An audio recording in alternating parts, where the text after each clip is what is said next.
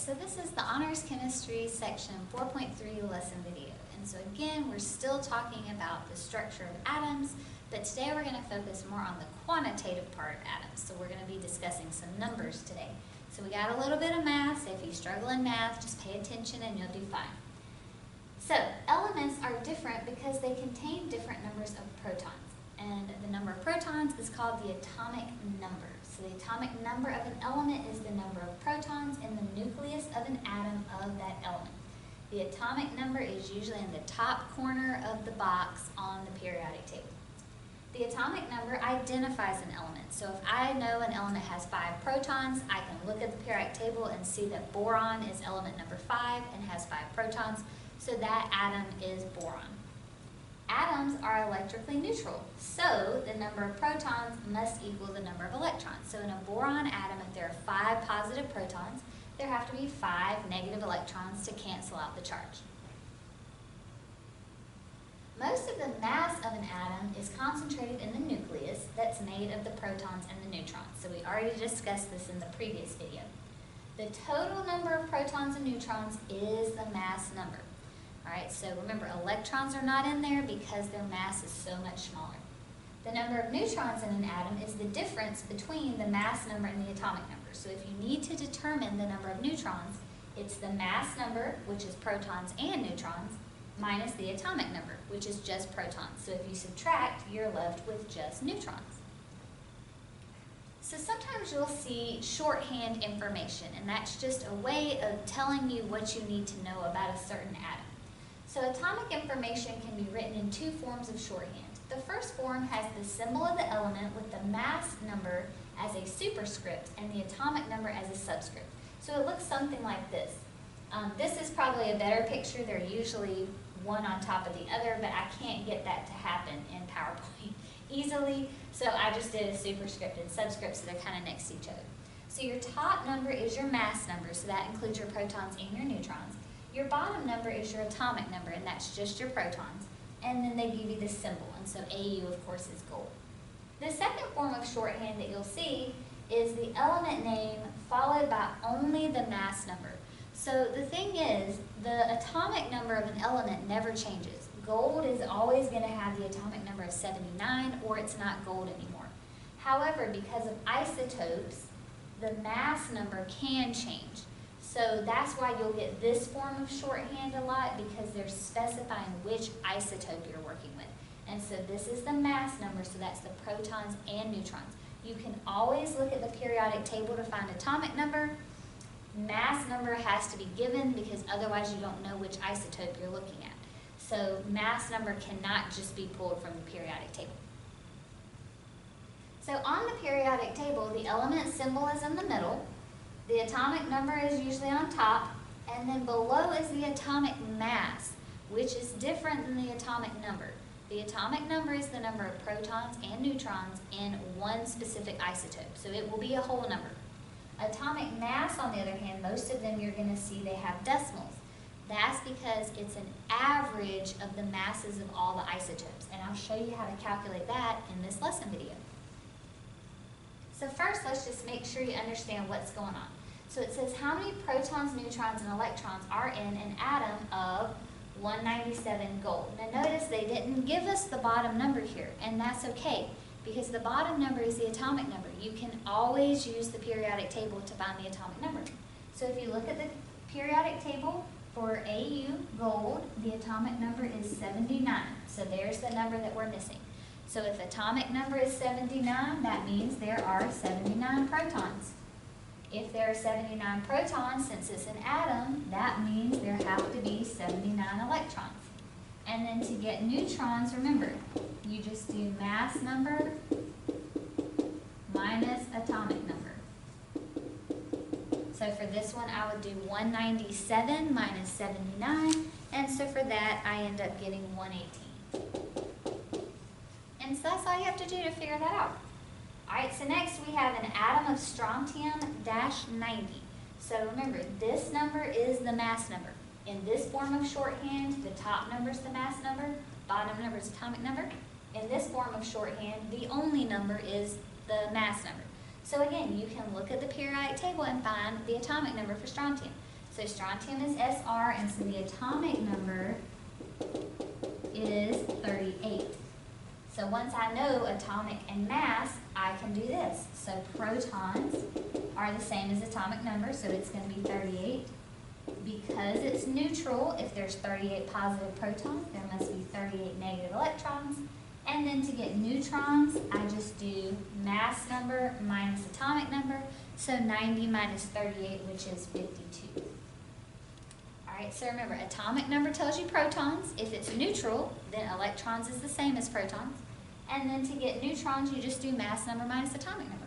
And remember, anytime you need the atomic number, you can look at the periodic table. Alright, and so there's my answers. So maybe pause it and try these two, and then we'll do them together. So I'm going to assume you've already done that. Alright, so again, they have left off the atomic number here, but I have a periodic table, barium's Ba, and so the atomic number is 56. So once I know that, I know if atomic number is 56, I have 56 protons. I know that since it's neutral, I must have 56 electrons.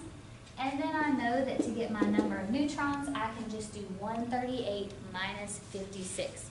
And so once you do that, you get 82. Alright, so hopefully you got that one right. Alright, so let's try this one. I'll assume you've already done it on your own. So it says an atom of phosphorus dash 31. So remember, this is the mass number. So I can look at the periodic table. Phosphorus is number 15. So the atomic number is 15. So once I know that, since atomic number is 15, that means there are 15 protons. For it to be neutral, since it's an atom, that means there are 15 electrons. And then to figure out neutrons, I just do mass number minus atomic number. So my neutrons ends up being 16. Alright, so hopefully, so far, pretty easy. So let's move on and talk a little bit about isotopes.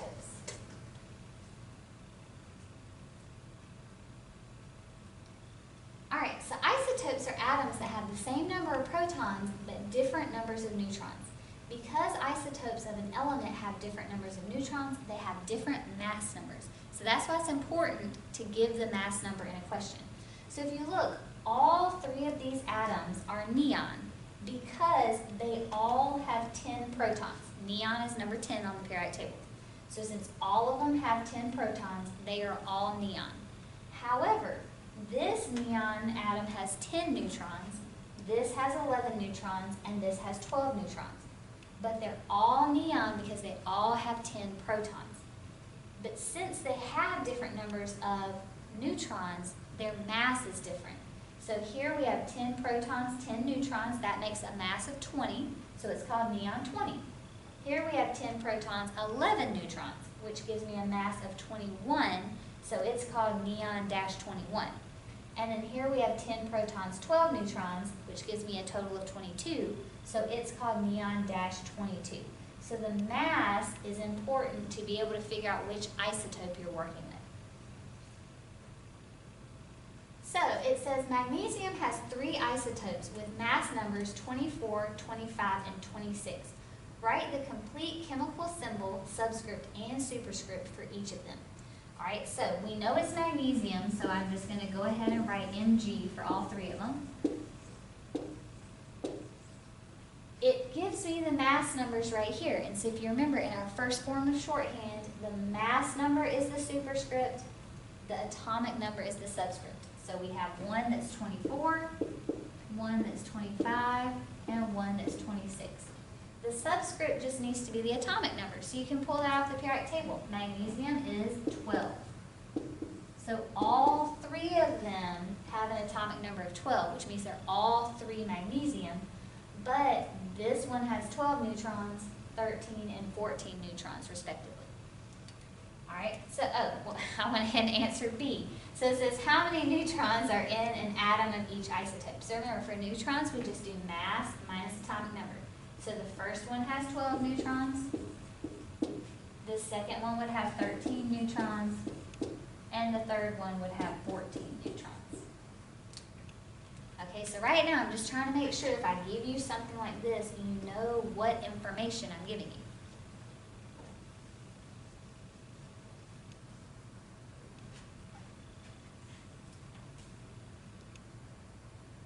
Alright, so you try this next one. So it says give the complete chemical symbol for the atom that contains 82 protons, 82 electrons, and 126 neutrons. So pause it, try this one. I'll assume you've done that, so let's look at it together. Alright, so it tells me it has 82 protons, so I know it's element number 82 on the periodic table. So if you look at a periodic table, you'll see that PB has an atomic number of 82. We know it has an atomic number of 82, and so remember, when the superscript and subscript occur, the subscript is the atomic number. So I'm going to put the 82 at the bottom.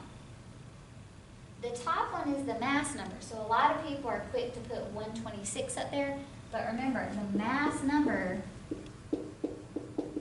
is the protons plus the neutrons. So I need to do 126 neutrons plus 82 protons, and that gives me a mass of 208. Alright, so hopefully you got that right. Hopefully you didn't accidentally put the 126 on top. Remember, mass number is always protons plus neutrons, because it's the mass of the nucleus.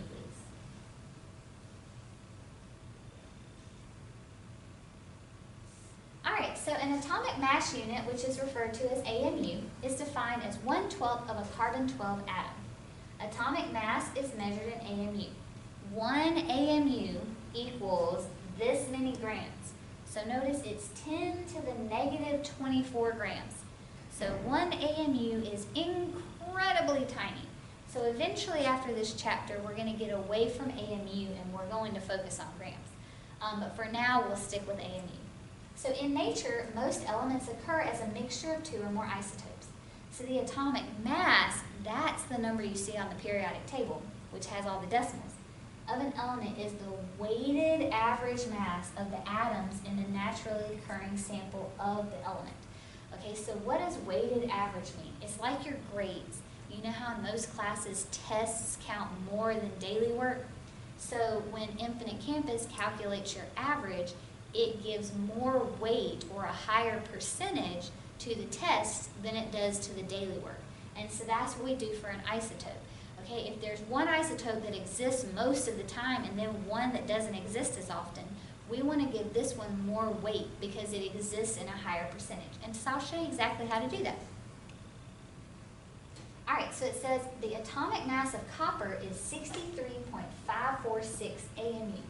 Which of copper's 2 isotopes is more abundant, copper 63 or copper 65?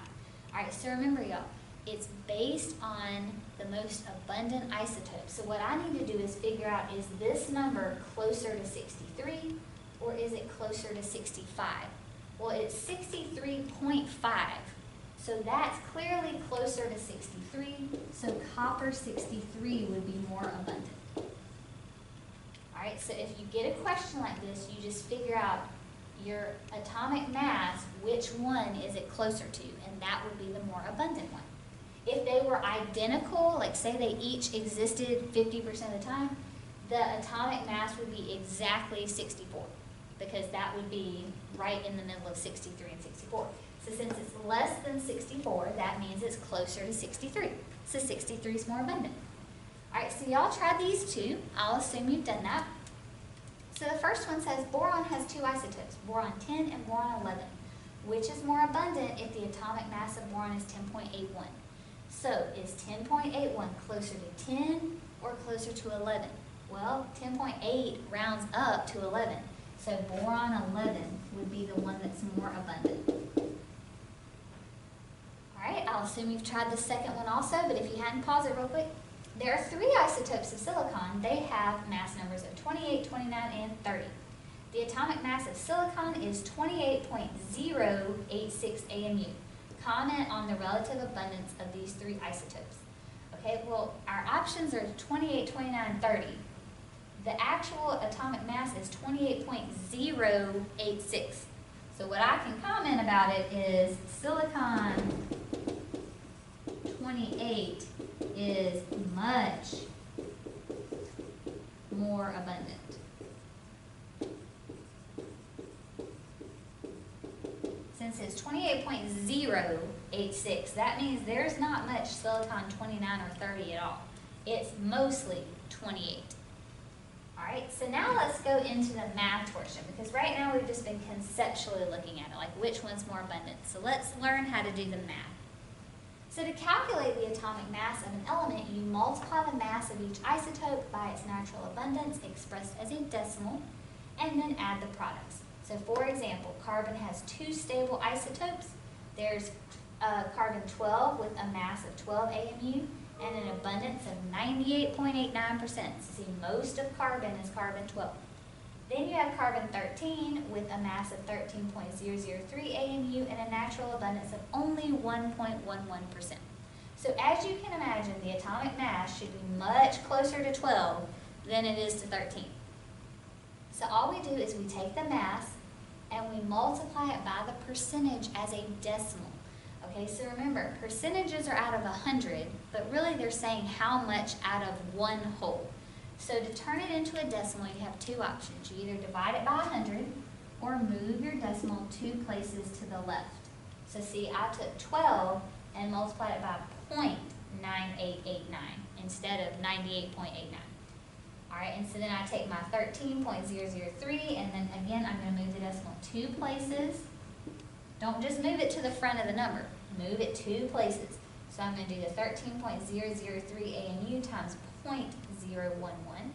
And then once I do that, I get 12.011, and then my unit, of course, is AMU. And so then exactly what I said should have happened. Since 12 is so much more abundant, my answer is super close to 12 and not anywhere close to 13. All right, so let's look at a couple of examples where I don't already have them worked out for you. Okay, so it says naturally occurring chlorine is 75.78% chlorine 35, which has this mass, and 24.22% chlorine 37, which has this mass. Calculate the average atomic mass. Okay, so y'all, I'm going to take my mass. So my first mass is 34.969 AMU. And I'm going to multiply it by its abundance as a decimal. So instead of 75.78, I'm going to move my decimal twice, and it's going to become 0.7578.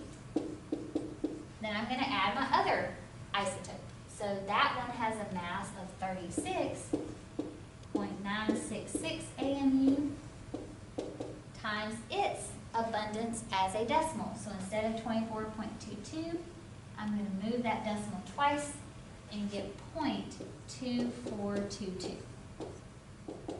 So once I plug all this into the calculator, I end up getting 35.45. And the unit is AMU. Now, if I give you the element, like I did this time, chlorine, you can check your mass with what's on the periodic table, and you should be very close. However, sometimes I won't give you the element, and I'll expect you to tell me the element. So we'll look at some of those in a minute.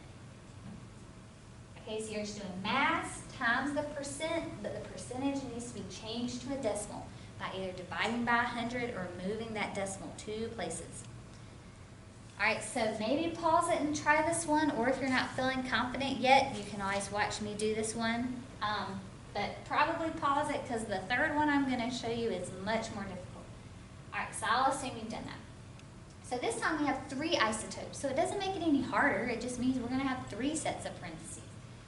All right, so we have a mass right here of 27.97693 AMU, and it has an abundance of 92.23%. So remember, I'm going to move my decimal twice. So I'm going to multiply that by 0.9223. All right, we have another isotope which has a mass of this right here. So 28.97649. Boy, I love all these decimal places. All right, and it has a percent abundance of 4.68%. So remember, don't just put the decimal in front of the 4. You got to move it 2 places or divide by 100. So it's going to become 0.0468. And then I'm going to have one more set of parentheses. So my last one has a mass of 29.97377 AMU and an abundance of 3.09%. So remember, move that decimal 2 places. So 0.0309. And so then once you plug that into the calculator, you should get about 28.09 AMU. And so again, because I know this is silicon already, then I can look at the periodic table and see, oh, okay, well, it's about 28 on the periodic table. Also, I probably did it right. All right, so let's erase and look at this problem, but kind of backwards. Like, what happens if I don't know the percentages? How do I do this problem? Okay, so this is where hopefully you're at least decent in algebra. All we do in here is pretty much basic algebra, but if you struggle in algebra, you might have a little bit of trouble. All right, so let's look at this one together. So in this one, we are solving for the percent abundances instead of solving for the average atomic mass. So if you look, gallium consists of 2 naturally occurring isotopes, one with this mass, one with this mass. But the average atomic mass is 69.72 AMU. So we need to calculate the average abundance of each isotope. So we're going to use the same setup we did before, but instead of solving for average atomic mass, they gave us that. We're going to solve for the percent abundances. So I start with my first mass, which is 68.926. I'm going to leave off the AMUs just to simplify the way it looks. And normally we would multiply that by our first percentage as a decimal, but we don't know what it is. So I'm just going to multiply it by x. So I have 68.926x. Then we would add our other mass, which is 70.925 AMU. And then normally I would multiply that by my other percent abundance. Now you don't want to call that other one y because you can't use one formula and solve for 2 variables. So we know that percentages have to add up to be 100, but remember we divided them by 100. So our decimals need to add up to be 1. So if my first abundance is x, my second abundance would be 1 minus x.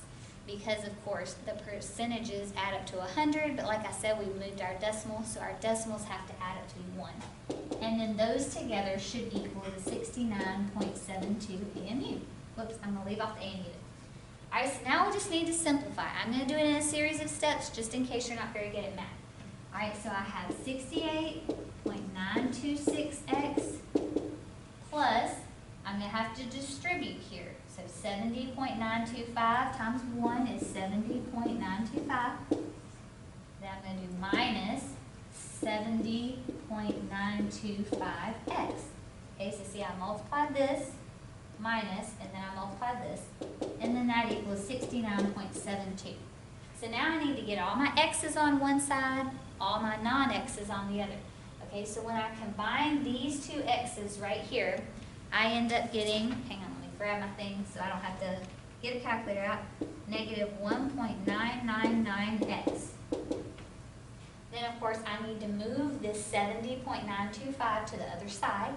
So I would subtract 70.925 from here. And so when I do that, I get negative 1.205.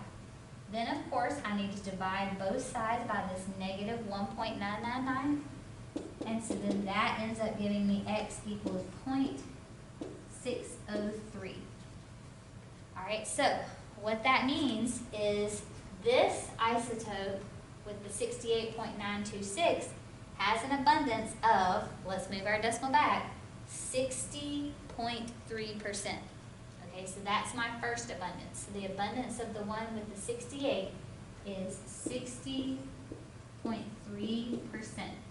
All right, and that's for the 68.926. So my other one is 1 minus x. So of course, 1 minus 0.603, or 100 minus 60.3 is 39.7%. And so again, this one goes with the isotope that's 68.926 AMU, and this one goes with the isotope that is 70.925 AMU. All right, and so this is kind of tricky for some of you. If you are not strong in algebra, you may need to ask me about this, and let me help you with it.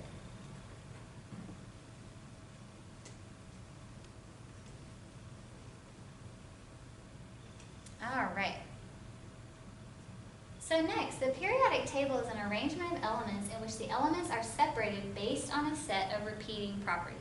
And so we'll focus much more on the periodic table in chapter 6, but we're just going to talk about a couple of basics here.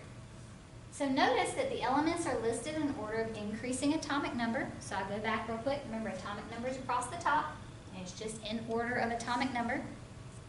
Each horizontal row of a periodic table is called a period, and each vertical column is called a group.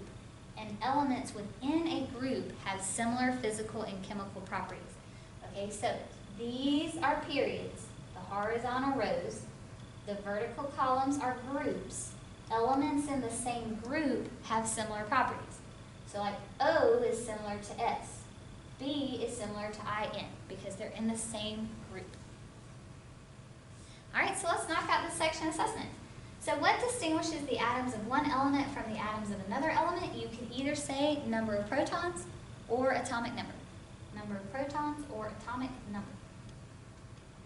Number 2, what equation tells you how to calculate the number of neutrons in an atom? It is mass number minus atomic number. Mass number minus atomic number. So number 3, how do the isotopes of a given element differ from one another? They have different numbers of neutrons. Different numbers of neutrons. So number 4, what does the number represent in the isotope platinum 194? Write this symbol in the other form of shorthand. So the 194 is the mass number.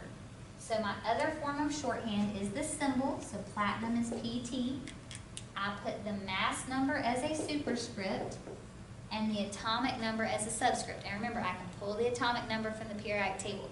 So platinum has an atomic number of 78. So this would be the other form of shorthand.